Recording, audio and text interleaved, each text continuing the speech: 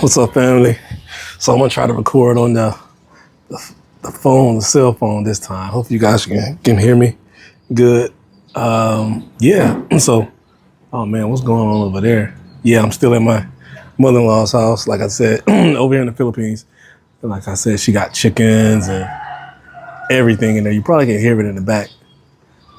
But yeah, I've been living overseas for you know like 7 years, going on 8 years now, and it can change. It can change you. I've been living in Europe though. So I'm still abroad outside of the states.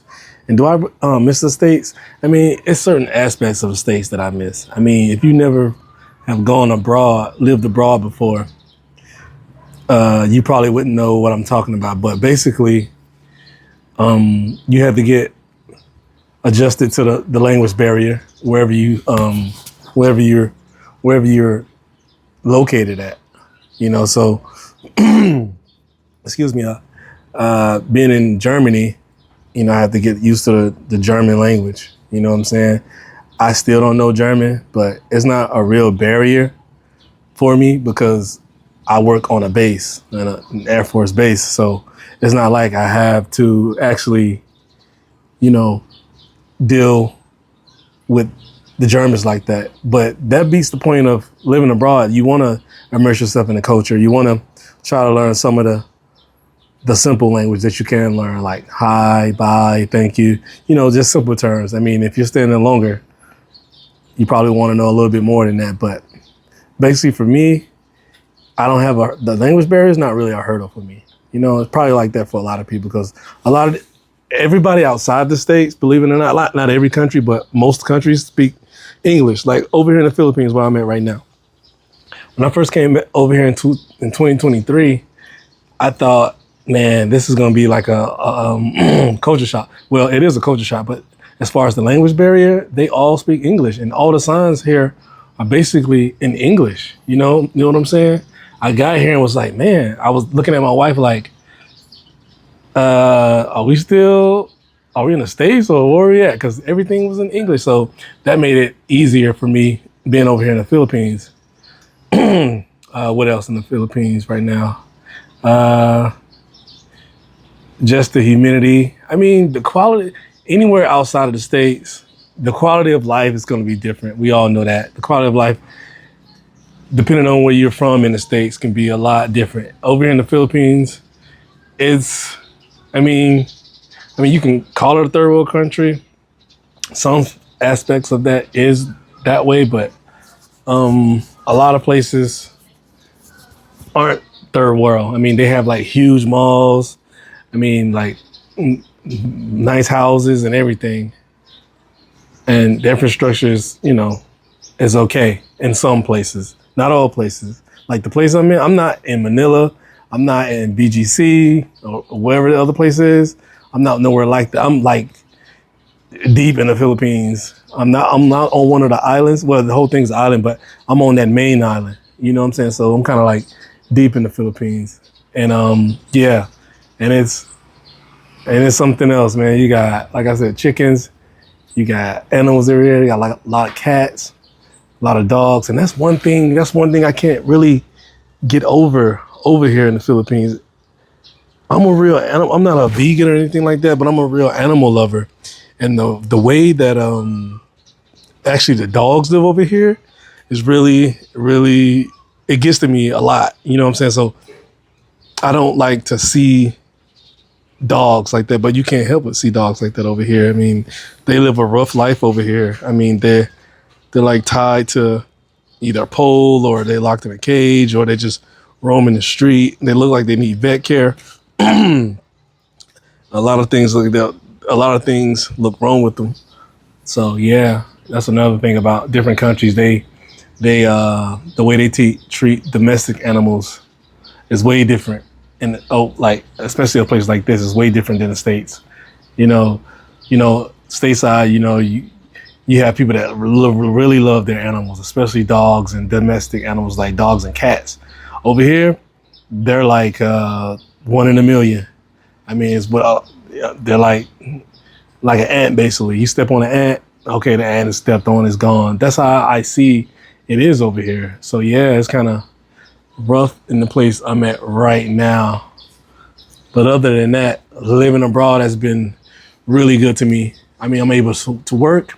I'm able to have dental care, health care, all the essentials that I need, roof over my head, food, and that's all you really can basically ask for. I mean, I'm able to travel when I want to travel. Not when I want to travel, but when I'm able to travel.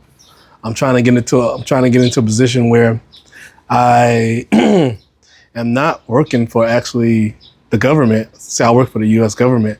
So I'm trying to get in a position where I'm not actually working for the government. I'm actually working for myself. And that's probably going to be a hurdle. I haven't really looked into it, but I'm thinking it's going to be a real hurdle because some of these places you can't work in, you know, you can't have you have to like be connected to, in my situation, I have to be connected to the military in order to, you know, make money. So, but I'm trying to get it to where I'm able to just, you know, freelance my skill set, where I don't have to depend on the government like that, you know? So that's one thing I'm working on, and it can be done. It can be done. So one thing you want to do if you're new, like a new expat trying to live abroad, you want to make sure you save up a lot of money, as much money as you can, if you don't have a job. See, I didn't have to save up a lot of money when I first was living abroad. Like I said, I was in the military, so that was my first experience living abroad. I was brought over here by the military. I chose to get out of the military and stay abroad. So, but if you're a new expat, you want to save up as much money as you can, because you never know when your next paycheck is coming from, basically. I mean, unless you're like somebody who does YouTube, but you know how YouTube can be up and down as far as income. So you want to save up as much money as you can to give you that leeway to pay your rent, pay for any dental service that you might need, like a cleaning or something like that. Any healthcare scare that you might have. You might get sick and have to go get meds, or you might end up in a hospital from food poisoning or something like that. You want to have money stacked away for just in case those things pop up. And besides those things, you know, you're going to need a place to stay. Most of these countries, the US dollar goes a long way, especially in Vietnam, where I just came from.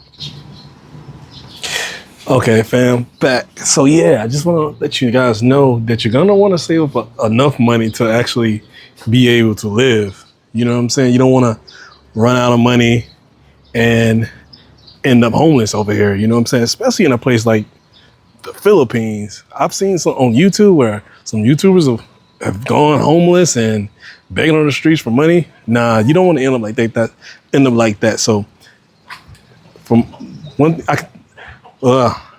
thing I can tell you is you're gonna need steady income. If you have a YouTube channel that's struggling. See, let me show you what I'm looking at. Got dogs everywhere. All right, this is like where my mother-in-law stays. This is called a dirty kitchen. You know, see they got the dog tied. You know, it's like this right here. He's barking at me, but it's okay. And you got chickens up there flying, and you got a rooster over here. I think this is a rooster. I think, yeah. He's walking away. He's trying to escape. But yeah, I don't want to take too much of you guys' time up. But yeah, you don't want to end up homeless over here depending on YouTube. If you have a YouTube channel that's struggling, like myself, I wouldn't, what I got going on with YouTube, not even monetize. Wouldn't even be thinking about trying to go live overseas if I wasn't in the position that I was in. So definitely save up a lot of money and you should be good to go. You need a steady income. Like it's about to rain out here, guys, so I'm going to let you guys go. But let me know in the comments, like, are you a new expat trying to live overseas and you need like some tips or anything like that? Let me know what the next video you would like to see, or just let me know your experience of trying to live overseas if you've been overseas. Peace, guys. See you on the next one.